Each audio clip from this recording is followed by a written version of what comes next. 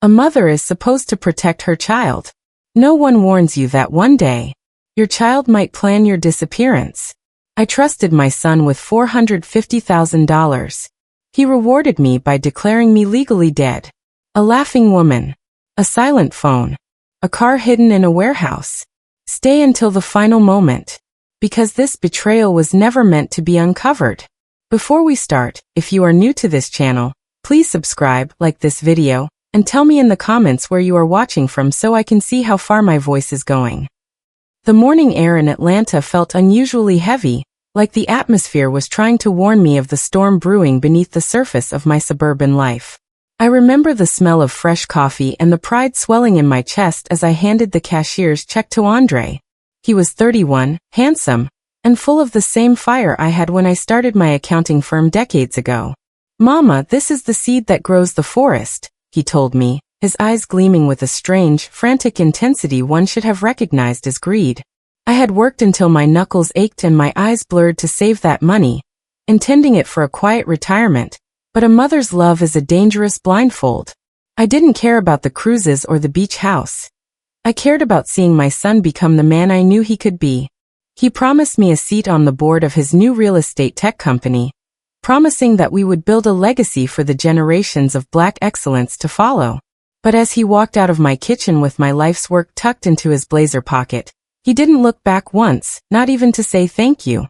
I stood there, watching his sleek silver car pull out of the driveway, feeling a sudden, unexplained chill that made the hair on my arms stand up. I brushed it off as nerves, but when I tried to call him that evening to see if the deposit cleared, the call went straight to voicemail. I told myself he was just busy with the lawyers and the paperwork. Yet as the sun dipped below the horizon, I noticed something odd through the window. A black SUV I didn't recognize was parked across the street, its engine idling, and the driver was staring directly at my front door with a cold, calculated focus that made me realize my quiet life was over. 1 week turned into 2, and the silence from Andre became a screaming presence in my house, echoing off the walls I had paid for with my sweat.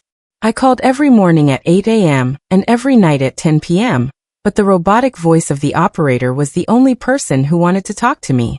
My son, the boy I had raised alone after his father walked out, was ghosting the woman who had been his North Star for 3 decades. I started visiting the office address he had given me, a glass and steel high-rise downtown, but the receptionist looked at me with pity every time I asked for him. "There is no company by that name on this floor, Mrs. Vance," she whispered one afternoon, her eyes darting around as if someone was watching us. I felt the floor tilt beneath my feet, a wave of nausea rolling through me as I realized the glossy brochures and the business plans Andre had shown me might have been nothing but expensive lies. I went home and started digging through the old boxes of his mail he had left in my garage, looking for any clue, any link to where he might be hiding. I found a receipt for a high-end jewelry store dated 3 days after I gave him the money, showing a purchase for a $50,000 diamond engagement ring. My heart shattered because Andre hadn't mentioned a girlfriend in over 2 years, let alone a woman he intended to marry with my retirement funds. As I clutched the receipt, my hand trembling, I heard a faint scratching sound coming from the crawlspace beneath my living room floorboards.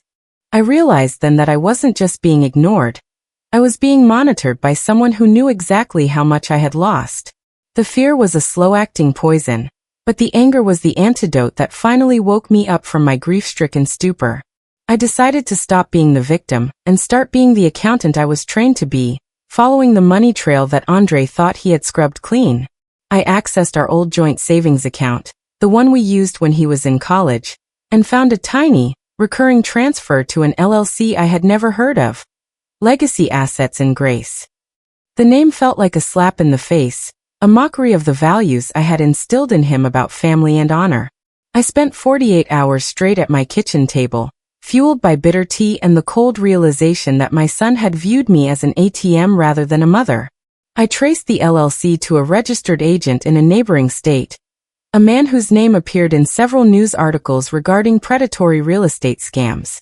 The pieces were starting to form a picture so ugly I didn't want to look at it, but I couldn't stop now that I had seen the edge of the abyss.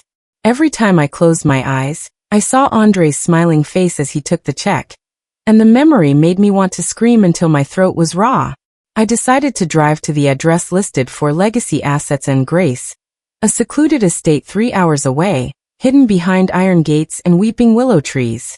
As I pulled my modest sedan up to the gate, the intercom crackled to life, and a woman's voice, smooth, young, and dripping with malice, spoke my name.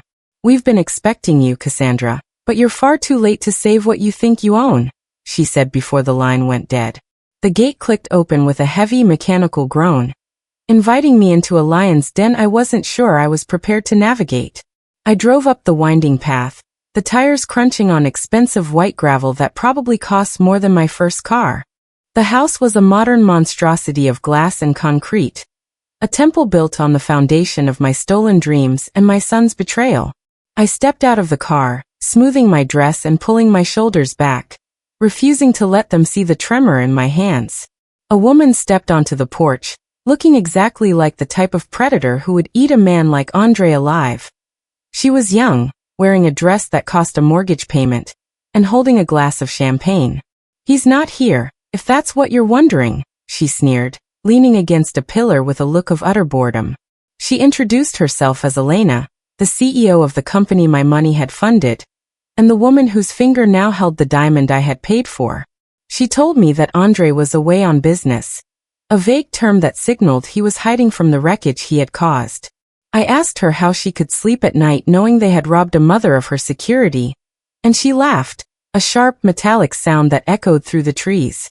"You didn't give him a gift, Cassandra. You paid an exit fee for him to finally leave your suffocating shadow," she hissed, stepping closer. She leaned in and whispered something that made my blood turn into shards of ice in my veins. "Did he tell you about the second mortgage he took out on your house using the power of attorney you signed when you had your surgery last year?" I felt the world vanish for a second, the sound of the wind dying out as the sheer scale of the treachery hit me like a physical blow. I hadn't just lost my savings. I was about to lose the roof over my head, the home where I had raised Andre and buried the memories of my late parents. But as Elena turned to walk back inside, basking in her perceived victory, I saw something in the reflection of the glass door that she didn't realize I noticed. There was a man standing in the shadows of the foyer, and it wasn't Andre. It was my ex-husband, Marcus, the man who had disappeared 20 years ago. The realization hit me like a lightning bolt. This wasn't just a son robbing his mother. This was a long con orchestrated by the man who had once promised to love me. Marcus stepped into the light, looking older but still possessing that silver-tongued charm that had nearly destroyed me in my 20s. "Hello, Cassie," he said, his voice as smooth as the bourbon he used to drink while he gambled away our grocery money. He explained that Andre had found him years ago and that they had been planning this reclamation of the Vance estate for over a decade. Andre hadn't been tricked by Elena. He was the architect of the entire scheme, working with his father to strip me of everything I had built. They thought I was a broken old woman who would simply wither away and die in the face of such a massive betrayal. What they didn't know was that I had started recording the conversation the moment I stepped out of my car, and I had a secret of my own. I looked Marcus dead in the eye and smiled, a cold, predatory expression that stopped him mid-sentence. "You always were a bad gambler, Marcus, but betting against me this time was your final mistake," I said, holding up my phone to show him the live stream. The look of sheer panic that crossed Marcus's face was the first bit of joy I had felt in months, but it was fleeting because the war had only just begun. I backed away toward my car, my heart hammering against my ribs like a trapped bird, knowing I had to move fast before they turned violent. Elena was screaming at Marcus, her polished facade cracking as she realized their private victory was being broadcast to a cloud server they couldn't touch. I jumped into my car and locked the doors just as Marcus reached for the handle, his face contorted into a mask of rage I hadn't seen since the night he left. I sped down the driveway, the gravel flying behind me, my mind racing through every legal and financial loophole I knew. I had been an accountant for the underworld's elite before I went straight. I knew how to hide money, and I knew how to find it when it didn't want to be found. They thought they had drained me, but they forgot that I was the one who taught Andre how to manage a ledger. I had intentionally left a honeypot account active months ago when I first suspected he was being distant. A digital trap designed to flag any unauthorized access. As I drove back toward the city, My phone began to chime with notifications. They were trying to move the remaining funds to an offshore account in the Caymans. They were desperate now, and desperate people make mistakes that leave bloody trails in the digital sand. I pulled over at a rest stop, opened my laptop, and began the process of freezing every single asset tied to the LLC legacy assets in Grace. I was going to starve them out, dollar by dollar, until they had nothing left but the expensive clothes on their backs. But as I worked, a message popped up on my screen from an unknown sender that made me stop breathing. The message was a photo of my front door back in Atlanta, and taped to the wood was a single black rose and a note that read, "Some debts are paid in blood, not bank transfers." I realized then that Marcus and Andre weren't working alone. They had partnered with people who didn't care about legalities or frozen accounts. My home was no longer safe, my money was in limbo, and my own son was likely watching me through a lens I couldn't see. I felt a sob rise in my throat, but I forced it down, replacing the tears with a cold, hard resolve that would have terrified the woman I was yesterday. I called a private security firm I had worked with years ago, men who operated in the gray areas of the law and owed me favors for keeping their books clean. "I need a ghost," I told the man who answered. "And I need a safe house that doesn't exist on any map." Within an hour, I was being picked up by a nondescript SUV and whisked away to a high-security apartment in a part of town even the police avoided. I sat in that sterile room, surrounded by monitors and tactical gear, feeling like a stranger in my own life. I spent the night mapping out the web of shell companies Andre had created, finding that he had been laundering money for a local cartel. He wasn't just a thief, he was a criminal, and he had used my clean reputation to mask his dirty transactions. The betrayal was so deep it felt like a physical wound, a jagged tear in my soul that would never truly heal. I stayed awake until the sun rose, watching the GPS coordinates of Andre's phone, which had finally turned back on. He was at a private airfield, preparing to flee the country with what was left of my life, and I realized I had only 2 hours to stop him. The drive to the airfield was a blur of high-speed turns and silent prayers, my security team weaving through morning traffic with professional precision. I could see the small plane on the tarmac, its engines already whining, a silver bird ready to carry my betrayal to a tropical paradise. We crashed through the perimeter fence, the SUV jolting as we raced toward the hangar where Andre was standing, looking around with a frantic, hunted expression. He saw the SUV and turned to run, but my team was faster, cutting him off before he could reach the steps of the plane.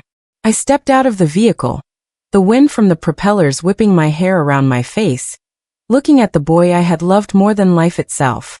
He looked pathetic, his expensive suit was wrinkled, his eyes were bloodshot, and he was clutching a leather briefcase like it was a holy relic.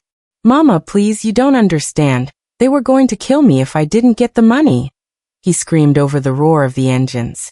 It was the same lie he used when he was 10 and broke a window, the same desperate deflection he had used his whole life. I walked up to him, the distance between us feeling like 1,000 miles of broken promises and wasted sacrifices. I didn't slap him, and I didn't scream. I simply reached out and took the briefcase from his trembling hands. "I didn't come here for the money, Andre," I said, my voice barely a whisper yet cutting through the noise like a blade.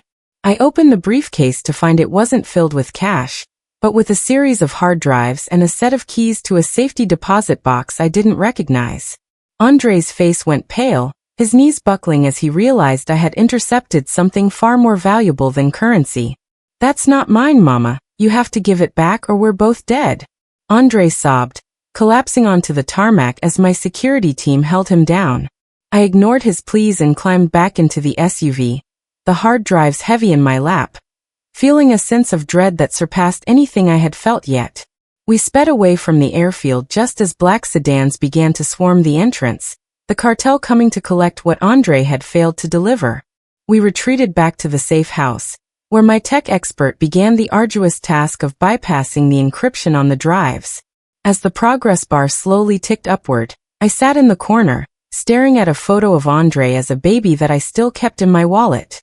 I wondered where I had gone wrong, if my ambition for him had blinded me to the rot growing in his heart, or if he was simply born with his father's soul.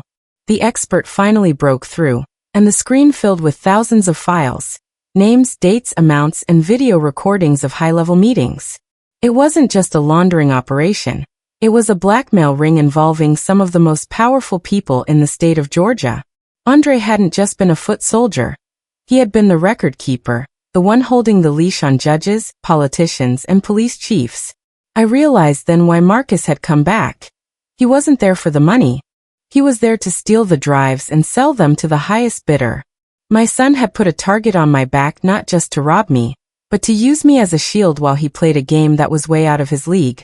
I began scrolling through the videos, looking for a way to use this information to buy my freedom and my life back. That's when I saw a file labeled with my own name, dated 20 years ago, the night Marcus disappeared. I clicked the file, my breath hitching in my chest as the grainy footage began to play, showing a much younger Marcus and a toddler-aged Andre. They weren't in our old house. They were in a sterile office, and Marcus was talking to a man whose face was obscured by shadows. I listened in horror as Marcus negotiated a deal, to faking his own disappearance to collect a life insurance policy I didn't even know existed. But the true betrayal wasn't Marcus's greed. It was the fact that Andre, even at 4 years old, was being coached on how to lie to me. The video showed Marcus telling Andre that mommy is the enemy, and that they had to keep secrets from me to be a team.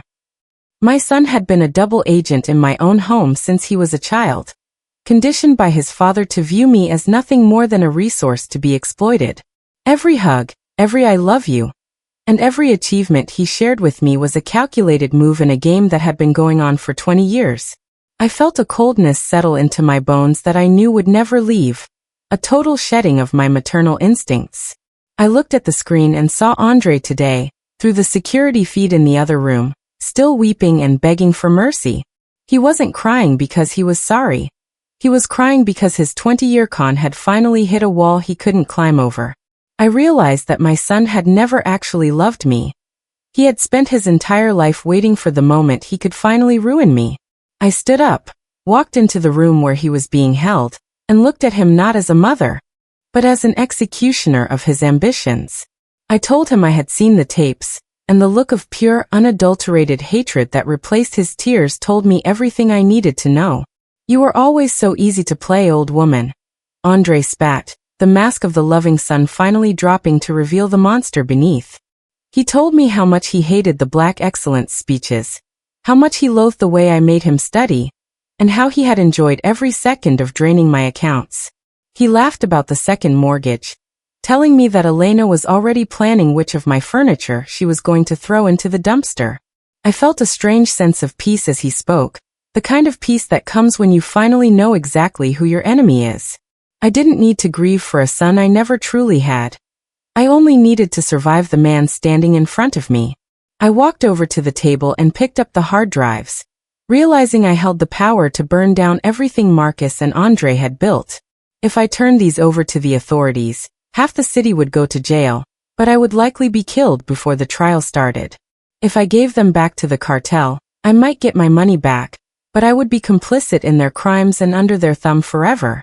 I needed a third option, a way to pit my enemies against each other while I walked away with the spoils of their war. I contacted Elena, knowing she was the weakest link in their chain, the one driven purely by vanity and the desire for status. I told her I had the drives and that Marcus was planning to kill her and flee with the money the moment the heat died down. I sent her a forged audio clip, something I had my tech expert create, of Marcus calling her a disposable distraction. The seed of doubt was planted, and I watched through a hacked security camera as she turned on Marcus in the glass house.